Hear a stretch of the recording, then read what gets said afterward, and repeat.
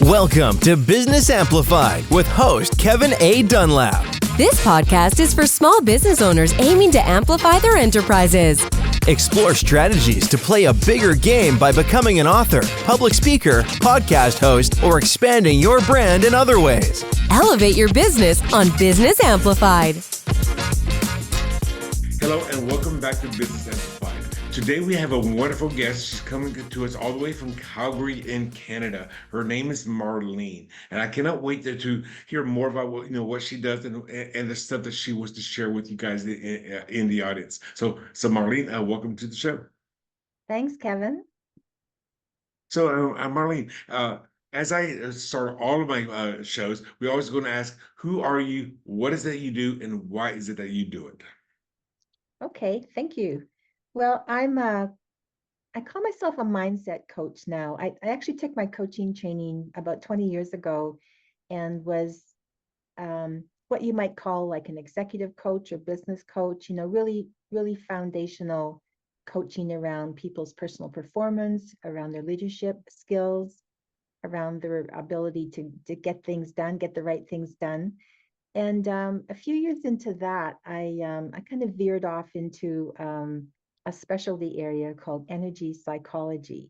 And what that means is that we were able to, through different tools and techniques, we were able to help people kind of regulate their emotional state. So if somebody was feeling very anxious or frustrated or had past experiences that they still recalled and felt some sort of emotional charge around, we could actually have them tap on acupressure points on their body and just have them really emotionally settle down. And so I became a master trainer. I taught mental health professionals and counselors, and did that for about 15 years. And along the way, I was introduced to a different understanding of how the mind works.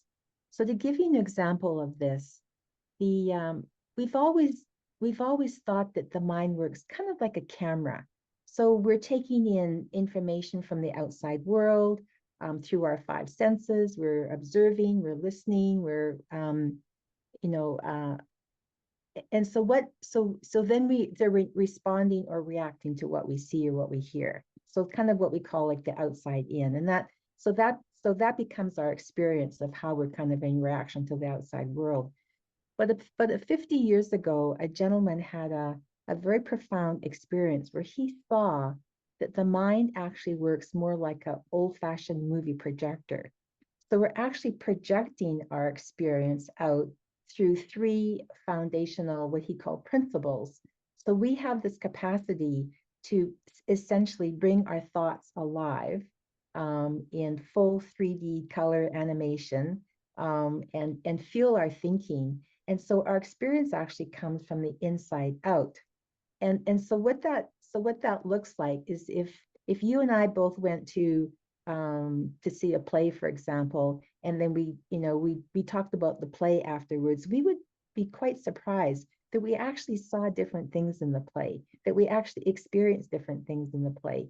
But we were actually attending the same play, but somehow we had a very different experience of it. So there must be something. So obviously what was going on, that we weren't taking things directly from what we were seeing in the play, that we were kind of generating our own internal experience of it. And this is what he discovered. And so I guess the implications of that is that our emotions are a result of our thoughts in the moment, not something from the outside world, but what we're thinking in the moment. So essentially, our emotional state is a reflection of our thinking, not what's happening in the outside world. And so yeah, sorry. Go ahead, please. Yeah, go ahead, please. And I realized after teaching this technique for 15 years and helping people kind of what I call fix their emotions, is like that our emotions are actually part of the intelligence of our psychological system, if you will. They're letting us know where our thinking has gone off track. If I'm feeling discouraged, I'm in temporary discouragement thinking. If I'm feeling stressed, it's about because I'm having a lot of thinking about something. I got to see that we actually have a lot more capability to shape our experience than we've understood up to now. Because if we always thought we were just in reaction to the outside world, and we can't change the outside world, although some of us try, right? We go out there and try to, get people to do things or avoid situations, or, somehow to kind of manage out there what we're experiencing here. If we understand that our experience is coming from within in us, then it's not something that has to be fixed per se. If I get into discouraging thinking, it doesn't feel good. But if I understand it's temporary, and I'll come back to, the present, feeling, with my natural well-being, with my natural mental health, with my natural clarity, I'll always come back to my default state if I don't put too much into my experience in the moment. So, for example, I started playing with this because in the past, if I started to feel anxious about something, I would use the technique to help me kind of, regulate my emotional state. But when I realized that if I did nothing and returned back to well-being, very quickly, I thought, oh, this is really good. I don't have to, be continually kind of monitoring how I'm feeling and trying to change how I'm feeling. I'll just, when I notice how I feel, it's just like an internal, um, you know, internal GPS, if you will. It's letting me know where my thinking is going. And if I relax and come back to the moment, to what's in front of me, then I'm usually fine. So this has really changed the way I work with my clients now, because um, a lot of coaching is around not only helping people visualize, helping people set meaningful and productive goals, but actually helping people change their behaviors, like develop new habits or do things differently. And and so if you move further upstream, so to speak, and you help people see that they're always in the experience of their own thinking in the moment, which is then creating their behavior. Well, now they it's much easier to change something when they see, kind of like I call, like, the kind of pull back the curtain and see what's really going on. So you don't have to be reactive when you think something's annoying you. You don't have to blame a situation that you think is the thing that's stressing you out. You just kind of come back to yourself and to your own natural well-being, and life just gets easier somehow. I find that I'm a much more even keel. I Because I have that more mental clarity, I have more well-being, I'm able to make good decisions, I'm more productive. I'm kind of in a more of a state of what I call ease and flow, which doesn't include a lot of stress, overwhelm, and pressure. Now, do you think a lot of these behaviors come from the way that somebody was raised, or their environment when they were younger? And then, if so, then how do they overcome these learned behaviors to adapt to new behaviors? Well, the learned behaviors are actually outcomes of what we call conditioned thinking. That Okay. if you develop opinions or beliefs or ideas about yourself, and so we're actually always in we're actually responding to our own thoughts in the moment. And so, but the thing is, if I'm starting to feel annoyed about what I think I'm starting to feel annoyed about something or somebody, because of my past experience with them or what I expect of them, and and I appreciate that my annoyance is actually coming from me, then I'm going to respond to that person or that situation differently. I'm not going to fall back into that old habit of thinking about something in the same way and therefore behaving in the same way.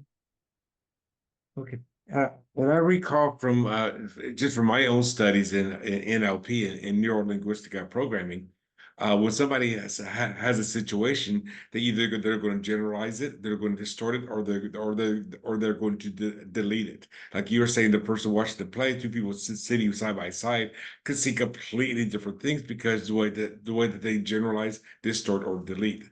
Is that something that you're kind of referring to?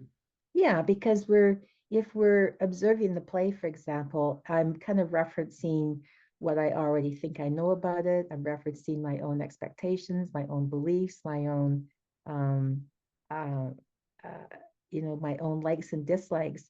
But essentially, if you take all of those words like beliefs and opinions and convictions, and they're still kind of in that whole realm of what we call thought. So it's like the movie projector is running, and the film strip is like that stream of thought that I typically am experiencing. Um, but I can change the reel on my movie projector. When I can see that I'm getting, frustrated or annoyed about something, it's like, wait a minute, okay, so this is, this is the pattern of thinking that I've had for a while now. And what if I, you know, um, first of all, became aware of it, then I'm at choice now. Yeah, I don't have to kind of fall into those old patterns. Okay. And I can kind of understand where you're coming from. So somebody like say you watch the film and the film projector and you can change the way that you want to interpret something. Like say for an example, you watch that movie and then you go watch that film again from a second or third time. You could be watching the same film, but now you can see it from a completely different perspective. Right. Another phenomena, I guess, if you will, that happens is um, when we go into patterns of thinking, former patterns of thinking, if for me, I used to experience a lot of self-doubt, and so I would feel quite anxious and quite stressed about it. And so it's like my state of mind goes down, right? So now I'm looking at, what I think I'm seeing out in the world. I'm seeing a lot more, with a lot more pessimism, a lot more discouragement, a lot more, oh my goodness, and then it's like, well, wait a minute, I'm just in a low state of mind because of my, discouraging thinking. And again, it's like, okay, I see what happens, and then we naturally kind of rise back up. And it's sort of like being in a glass elevator on the outside of a building. And when you're in the basement, it's not that appealing, right? Things don't look that good. But as we naturally rise up, we get to see with more clarity, more possibilities, more openness. I call more clarity of mind. And so we're constantly kind of riding up and down our own state of mind elevator, if you will. And if we recognize that's just what human beings do, that there's nothing wrong, nothing to be fixed. If you just hang in there, your elevator will go back up.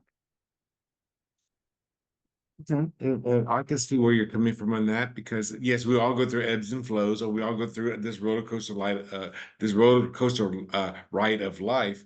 And the thing is, we are going to hit our highs, we're going to hit our peaks, and then we're going to hit our lows. Is that by changing the way that we think about things, that roller coaster ride could be a lot different. Or in your case, like you said, the elevator ride. And yes, maybe you're on the 15th floor, or maybe you're on the third floor. Your view is different, but the thing is, if you change your attitude, maybe you're putting your low at the 10th floor Right, versus the third floor or versus the basement. right. So I always tell people in business, if you recognize you're in a low mood, that's the perfect time not to make an important decision, not to have that crucial conversation, not to send that email. Because we literally see things differently when we're in a different state of mind. It's ironic, if I'm in a low state of mind and I read the newspaper and talk about the economy, and it's like, oh, yeah, for sure it's going to be, my worst case scenario. And if I'm in a more positive state of mind, it's like, okay, whatever, it goes up and down, right? So even what that supposedly that outside information, that's not really the thing that's dictating my experience. It's sort of my own state of mind and how I'm, what I'm reading into it, or my own thinking about it. Yeah. Now, do you have any kind of techniques that somebody, when they realize that they are in that lower state of mind, to be able to get back to a mediocre to a higher state of mind, or is it just time or patience, or how can they get out of that low state of mind? When somebody, they're running their business, they hit a pitfall. How Yeah. do they get out of that negative or less productive the consciousness? Well, I used to use lots of techniques to help people do that. But another thing that this fellow discovered about how our mind works, we have this deeper intelligence. And in this understanding, we call it wisdom. So it's not wisdom that we accumulate over time. It's like that deeper knowing wisdom that we're literally born with, like, we just have that kind of that inner knowing. And sometimes that inner knowing will just kind of give you a little heads up, like, hey, maybe you should go for a walk, maybe you should just, walk away from this for a minute to kind of, change, move your thinking off of it. Or maybe you should just, you know, phone somebody and just have a pleasant conversation, because if we can move our focus off that train of thought, then we will come back to kind of a better state of mind. And for some people it's going for a walk or a run or riding their bike, or and if you don't have a lot of time, sometimes just get up and move, because we're always in the experience of our thinking in the moment. If I take my mind off what I'm doing and go over and do something else, then it automatically is going to change my train of thought, so to speak. So that helps too. For me, I Okay. might I might go downstairs and wash the dishes. Right. And I see where you're coming from with that, because by changing your state, then at least even temporarily, you could be go like I said, go for a walk, go meditate, go do the dishes, do something else, and then you can come back to that previous state from a different perspective, and you can be more effective that way. Right. Our mind kind of works like a snow globe. I've got my little snow globe here. My little snow globe. And then when we have like a quiet or a calm state of mind, we don't have a lot of, if you all the little things were thoughts, we don't have a lot of thinking about something. As soon as we got all kind of riled up about something, then we've got all these little flakes, and we've got, we're feeling overwhelmed and stressed out. But it's like the snow globe. If you just kind of leave it, it all settles down again on its own. Because that's the intelligence of our psychological functioning. Well, and I do like the fact that you have something tangible to make you kind of remind yourself of that. A few years ago, and for those of you who are not watching the video, she just held I don't know if it was a unicorn or a Pegasus upside down with a snow globe. I had something that I hold up. Okay, it looks like a reindeer. Little Okay, a white reindeer. reindeer. And I've got something as well that I hold up, and it's this thing here. I don't know if those of you that ever watched Aladdin, this is a little genie lamp. And sometimes I'll hold this up and I'll rub it like it was like I wish I had this as a reminder that, hey, there is something that's greater than me out there, and it is just another way of just having something tangible, just to remind you that, hey, things can get better, things will get better, or just a reminder that, hey, as she was saying, yeah, everything's chaotic. When you hold a snow globe upside down and you turn it back upright, everything's chaotic. The snowflakes are going all over the place. So yeah, just be patient and things will calm down. Right, right. And I like what you just said. We know that there's something greater than us out there. Like there's this whole intelligence behind life, right? And it's in, but we've been blessed or cursed, if you want to call it, with a personal mind. Like we can dream up all kinds of things, and we can use our mind to be incredibly creative and innovative and productive, or we can use our mind to literally terrify ourselves. It's like, oh my God, what if this happens, and what that if that happens? And if we don't understand that that's the power that we have to literally create our experience, we always think we're in reaction to the outside world.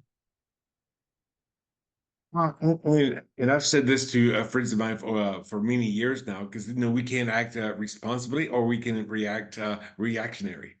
And the thing is, if you're in a reactionary moment, regardless of what it is, like she was saying earlier about sending a phone call, sending a text message, sending an email, do never respond when you're in a reactionary space in mind.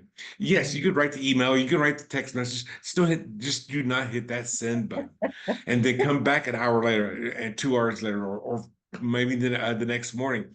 And if you still think that is the right thing to do, then go ahead and send it. But if it's not because you were acting in a reactionary sequence, now it's like, now I can be more responsible. And therefore, it doesn't matter whatever your environment is. Sometimes it could be that reactionary to yourself. And the thing Exactly. is, come back and we have a more responsible mindset, a more settled mindset. Then then you can make the decision: is that what you want to do or not want to do? Exactly. And the other really lovely thing about having kind of that, being more settled and having more quiet mind, we create a space for new, fresh ideas, for, light bulb moments, for, great solutions to, a problem that we've been facing for time. Because when we're busy analyzing, comparing, like, kind of in that overthinking mode, it's like we're just kind of recycling what we already know. And rather than letting that kind of calm down and just seeing what emerges um, from kind of beyond our personal intellect, and it works every time I found, like you've probably discovered if you're you're working on something and you get stuck on it, just walk away from it or sleep on it. And inevitably you come back and poof, there's the answer, right? And sometimes, yeah, and sometimes it will come to you at the most honest moment. I call it having an epiphany. Yes. And I remember, and I've said this quite a few times on previous episodes. Back in 2017 or 16, I had a podcast called Life's Little Lessons. It was me just talking into the microphone. In 2017, I was like, I really like to do, and I was in the 2016 version. I was very non-consistent with the episodes. In 2017, I remember saying I like the name of the show, Life's Little Lessons, L3 or LQ, however, because it was three L's. So I liked that show. And then I was out hiking in the desert, and I was saying, how can I have doing my podcast again? And then I had two epiphanies back to back. I said, how can I have a show to make sure that I always have content? And the first epiphany that came to my mind was have guests on my show. They're the one bringing the content. And then I was like, but I've been so inconsistent. How can I get past this, the whole fact that I was inconsistent? And then I had my second epiphany, which was season two. And therefore, and then for 52, 53 weeks, I ran a show, for a year to where I had guests in the show. So it was just, me being silent and going out for a hike a month, probably 5 months after the last show was recorded. It's like, there we go. It was just like, it was a no-brainer. So sometimes these ideas, these concepts will come to you at the most unlikely experience. I was in the middle of the desert hiking when it came to me, and I think it was about terrain. And I was like, I got to get back to my car. I got to buy at least a 30-minute walk to get back to my car. Like, and then like I just stopped. Like, oh my gosh, what about this? What about this? So just at those times, being open to being willing to have new ideas come across you. It could be through a meditation, could be a walk, it could be you go Mhm. kayaking, go sailing, could be that you're doing your dishes, whatever it is. The thing Yeah, is allowing that time and then allowing that to come to you. right, exactly. Yeah, yeah, that's a perfect example. Another thing I've noticed too, there's we from time to time we experience what I call being in the zone, where everything really does just feel effortless. And I play golf, and I've experienced this a few times playing golf, and it's really a fun place to come from. Although you don't seem to know it at the time because everything just almost feels like it's out of time. You're just there, you're very present, you're playing golf or whatever sport, and then you look at the scorecard afterwards, it's like, wow, like that was nice. And so that's almost being like in a meditative state of mind. So we're not meditating, but we're in a meditative state of mind. And that's what often people fall into when they're like you're hiking or walking or something. And this is where, we don't have the distraction of all of the stuff that we kind of already know or think we know. And so we can perform at an elevated level. We have fresh thinking about something, and you can see how we can use the power of our mind, not only to learn, to accumulate information, to learn new skills, but to have this very creative, insightful part of ourselves kind of in our court too. Okay. And now you've been doing this, you said, for over 20 years. What would you say were maybe some of your biggest challenges, and how did you overcome those challenges? Well, I would say my biggest challenge was this on again, off again insecurity, feeling like an imposter, um, uh, a lot of self-doubt, which, really held me back, because then I couldn't move forward with any sense of clarity. I didn't have any confidence. And even though, like, as I mentioned, I, worked with these techniques for so many years, it didn't give me the understanding and the grounding to kind of see past that experience, that I was innocently creating that experience through old patterns of thinking. And once I could see that, and understand that I'm a thinker having thoughts. I'm not those thoughts. Um, to stop identifying with that thinking, or stop thinking that you have to change your thinking, because that, once you start to see it for what it is and don't give it any more attention, or try to, fix it or manage it or think positive or anything, we naturally come back to this better state of mind. And so over and over, I saw more and more of that, until I realized that I could be in a better place more often. Do you see, and I pretty much already know this answer, but do you see that with the people that you work with, especially small business owners, that they often suffer from that imposter syndrome? Like they Yes. feel like, hey, I'm not good enough. Why would somebody want to work with me? There's other people out there that are much better than I am, and they suffer from that imposter syndrome. Yeah. And if you could, you know, just hear all those things you just said, who am I? Who do I think I am? All those other people are better. Like, I'm not that good enough. Like, we innocently think that those thoughts don't have any impact on us. But even thinking or saying those thoughts, if those are the things that bring the elevator down, right? That I bring you agree. into a low state of mind, and start you to have very discouraged, and kind of wonder if you're ever going to um, you know be able to kind of navigate your business and your life. And so many businesses fail, and there's lots of reasons why small businesses fail. And because maybe they don't have a lot of clarity around their what they're actually what their offer is, who they're selling it to, good price points, like all of those kind of those outside circumstances, if you will. But I think a lot of why people in small business fail is because they get discouraged, and they think that there's something wrong, and they get more discouraged, and don't see that that's just a temporary situation, that their default state is actually well-being, mental health, mental clarity. Um, but because we haven't understood that this is how the mind actually works, we're we're innocently using the power of our mind to um, create more experience for ourselves of feeling discouraged or uncertain, or doubting ourselves. So it's a kind of like the chicken and the egg, until you kind of see that you're innocently creating that experience for yourself, and that in the truth, you have everything you need. Like, you've got the brilliance of your own intellectual mind. Plus, it's like the universe has got your back. It's going to come in the moment with, with those fresh ideas, that new thinking, just like you mentioned. It's there to support you in your success. Okay.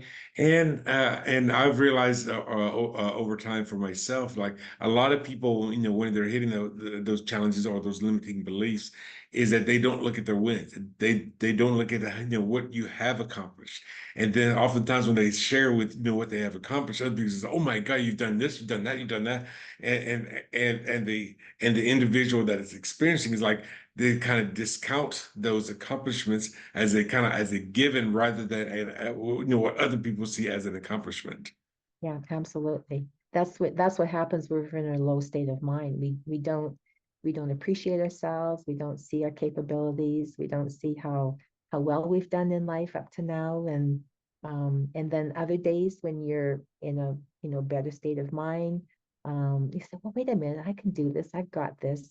But if you don't know that that's how it works, and you kind of slide down into a low state of mind, um, you could actually contribute to staying there longer by just worrying about it and thinking like, oh, what's wrong with me, or this isn't good, or this shouldn't be happening, or I don't like this. And so we kind of almost like fuel that, that discouragement. Mm. So, and what have you seen has been some of your biggest successes that you've gone through? Me personally, or for my clients, or For yourself or your clients? okay, for me, it's the just coming to a place where I'm generally happier, um, more optimistic, more trusting of my not only of my capabilities, but trusting of my am I reading the situation correctly? um, for my clients, I because I work with small business owners, the imposter syndrome is often a factor. They're wondering, like, what do other people think about them, and are they doing good enough? And so moving their attention away off that thinking and bringing them back to, what's to be done in front of them, and how do they um, um, how would they naturally show up if they had that natural confidence and that natural well-being, which we all do. Um, Another client mentioned that um, people are saying to her how pleasant it is to be around her, because she has this very presence, very welcoming, very open. And so her clients and her students see that in her, and that makes her, a very a nice um, a nice presence, a nice person to work with and to hang out with. And I think that the power that we have as an entrepreneur is that we bring that presence, to our work, to our clients, to our families, that we're not looking out into the world with judgment and criticism and blaming. And we're seeing that people are always doing their best. We don't know what state of mind they're in, or what they're seeing in their own internal reality, and just to have a lot more empathy for everybody. And it sounds like as people are working on themselves, it's like working on a muscle. So the more you work on, positive thoughts, successful thoughts, or empowering thoughts, the stronger that you're going to become. Would you agree? Um, Actually, no. Okay. Because that Lisa, takes please share. yeah, because it's when you think about that, it's like that requires more thinking. Oh, I shouldn't think this way, or I should think that way, or that wasn't the right way to think. So we're actually creating more more snow in the snow globe. Because if you really appreciate that our natural state of mind is that clarity, that well-being, that empathy, then we're just going to fall into that naturally. And so we don't have to work on it so much. It's like what we talk about with this understanding, which is called the three principles, by the way. It's like we point people in the direction of their health and well-being. We orientate you to who you naturally are, not what you have to kind of try to make yourself into. So it doesn't seem to take a lot of work. But if there was any work, if you will, for this, it's like staying in the conversation, and you'll see more and more and more, because it's such a 180 from what we've learned, how we operate as a human, that it just takes time to kind of to see a little bit more, see a little bit more, see a little bit more. Um, the fellow who discovered this had a complete epiphany like in a few seconds, but that's probably not going to happen to us. But we have that potential to grow and evolve, and you could rise up in understanding, if you want to call it that, or rise up in consciousness. just see life with more clarity and more just feel more positive about things naturally. Yeah. Yeah. Oh, okay. Well, thank you for sharing that. Now, Marlene, if somebody in the audience here, or one of our listeners, or one of our viewers, wanted to get a hold of you, what's the best way for them to get a hold of you? Do you have a website, a landing page, a calendar, LinkedIn profile? What's the best way for somebody to get a hold of you? So my website is marlenecameron.com. My Okay. email is marlene@marlenecameron.com. My LinkedIn address is Marlene Cameron. So it's pretty easy.